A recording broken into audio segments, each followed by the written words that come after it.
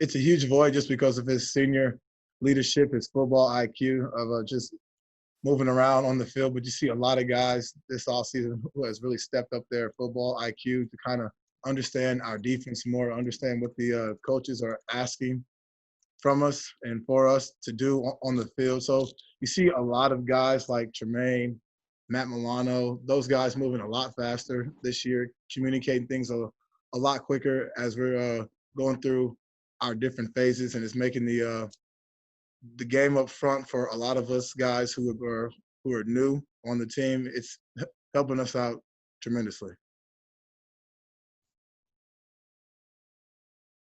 Am I muted? Oh, no. Okay, Jerry, Mark Gaughan from the Buffalo News. Thanks for doing this. This is sort of a big question. You can go wherever you want with it, but I mean, you've been vocal on or prominent on social media about your passion for voting, making sure that the voting makes a difference, urging people to get out and vote. If you could just, why do you think that's important? And, how has this whole summer of Black Lives Matter division in the country impacted you in any way, whatever you want to say about that? Voting has always been important to me. We learned as kids from our parents, how our great-grandparents, fought and died for that opportunity for us to have that American liberty, that American freedom. So I make sure to make it a focal point to let people know the importance of voting, and not just for presidential terms, but for different primaries as well, especially for the House of Representatives and people who will be sitting on your state board as well. I think all that is important for people in my generation who haven't got that education or may have missed that piece of American history where our voices do matter, and how important it is for us to go out there. And if we truly want to make change, we have to vote. And I think that that's just really important. Okay, thank you. Yeah. Jerry, what's good? Mookie Hawkins, Waffle Sports 1080, man. Good to see you healthy. Hey, thanks, man. Good to see you. Hey, being here at your 11th season, you've been here for 8 years now, probably the longest bill in this locker room right now. Do you feel that the time is now not just to win the division title, but to win it all? Absolutely. I think last year we had a really good season. We left a lot out there.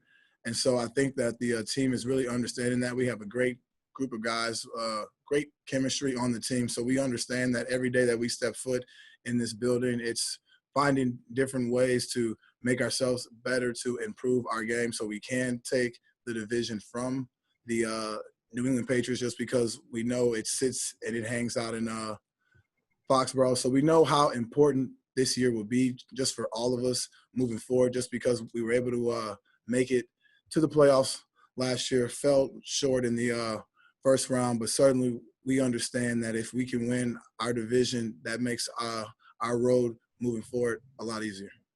Absolutely. And with that being said, we know you still got a lot left in the tank.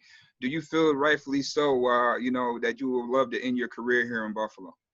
Absolutely. I mean, after these 2 offseason surgeries, getting my body back in shape, getting my body back healthy, being able to start the season somewhat healthy, man, it's a huge lift for me, not only mentally, but physically as well. So, it puts a lot of juice back in my tank. It certainly helps fix up my mental game and how I approach each day. So I'm excited to get out there and play football. I know you're going to have fun this year, man. Good luck to you. Thank you, man. Jerry, Thad Brown, WRLC and roster, man. Thanks for your time. You were talking before about Lorenzo Alexander being off the team. On the field, he was a guy who was a part of that pass rushing specialist D-line, the third and long group. This year, I think that group, you and Mario and Ed are almost certainly going to be on it.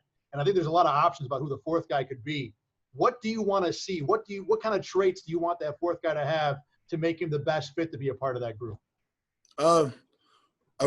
A relentless attitude. I think that's key. And we have a lot of guys in our room who are passionate about the game of football, understand how to be a pro. So it's going to be a lot of fun being able to play with those guys, put on the pads, and actually go out there, pin our ears back, and hunt some quarterbacks. I mean, anywhere from Quentin or Big Q, as we call him, you know, that was a great pickup by Brandon Bean, Vernon, VT, B. Cox, Daryl. I mean, all those guys, Trent, we got so many talented guys on our D line, and just watching everyone work and watching how we all been able to just meld and just click this off season, even though we haven't really been with each other, has been huge. So I'm excited for all of us to get out on the field, because I know we're all going to be out there relentlessly hunting that quarterback, trying to make plays and just keep pushing each other. And I think when you have that level of competition in your room, it makes the room a lot really fun. How hard is it to build that? Because the intricacies of the pass rushing game with stunts and all the different stuff you guys can do, you know, that takes practice and reps. You're not going to have a lot of that. How hard will that be to build? It's going to be tough, but I think the great part for us right now is all of our guys have been available. You know, they're doing the right things off the field, so that way we can keep coming in and getting these days to prepare for the game, because we know it's coming up really fast with 4 weeks away. So by everyone being available and eager to learn and going out on the practice field early, staying late, just to kind of make sure we have things down so we can go out there and play fast on Sunday, I think that's going to be a very big key, and everyone kind of shares that same mentality. So it's going to be great. Thanks, Jerry. Appreciate it. Hey, Jerry, I know you have ties with Mario Addison going back to the Colts. When he first spoke with the media, he had a lot of great things to say about you and just how you helped him in his career, especially getting started as two young guys in the NFL. What are your impressions of Mario? What's it like for him to be on the team now with you? He jokingly said that you guys are going to have to switch places sometimes on the end. Oh, man, it's been exciting just to get him back in the room, to kind of rekindle 2011 and 12 for us. Pretty much it's been great. We've always joked around and said how fun it would be to actually play together, and it's crazy how things kind of work out. So I'm excited for him to get on the field and do what he does, just because I've been watching him throughout his entire career. I know how he can get back to the quarterback, make plays. You know, he's a playmaker who loves to be out there. And I think when you got someone on the line who's pushing you competitively, it's always a race to see who can get back there to the quarterback. And I think that's going to make our games and our practices and our different workouts so much more fun. So I think I'm excited to actually play with him, to have him up here with the Bills, because I know he's going to bring a lot to the table, and it's going to be a fun year. And what's Coach Washington like? How has he helped the group so far? What is his coaching style like in practices?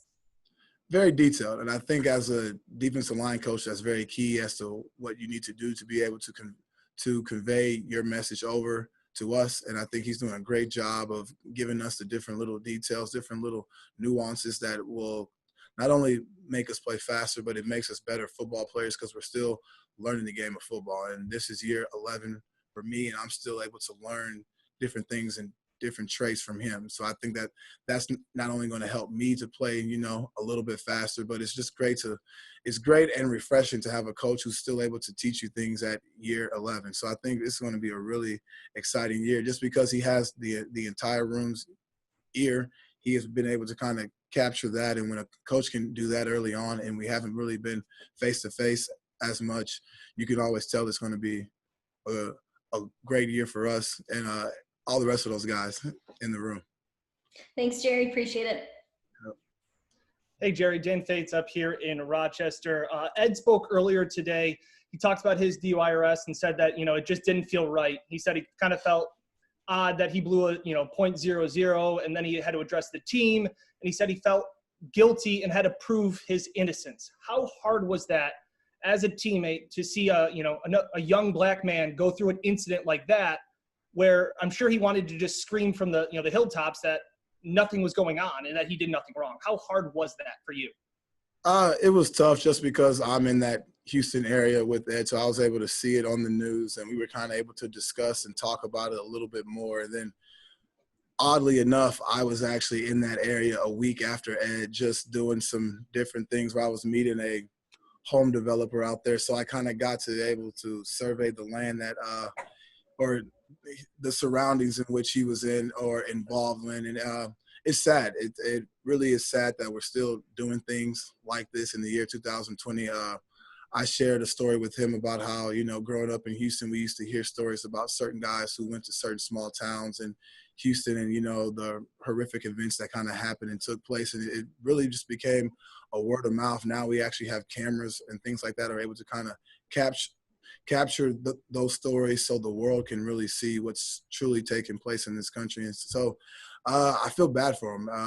I feel bad that he has to go through something like this in the year 2020, but he seems like he's learned a lot from it. He's grown tremendously as a person, and I think that's one key thing that you got to be able to do with these different life lessons that are going to really fall upon us, is how you can grow and continue to move forward and not let it impact you negatively. So I think that's been really huge that I've really loved to see with him. Thanks a lot, Jerry. Appreciate it.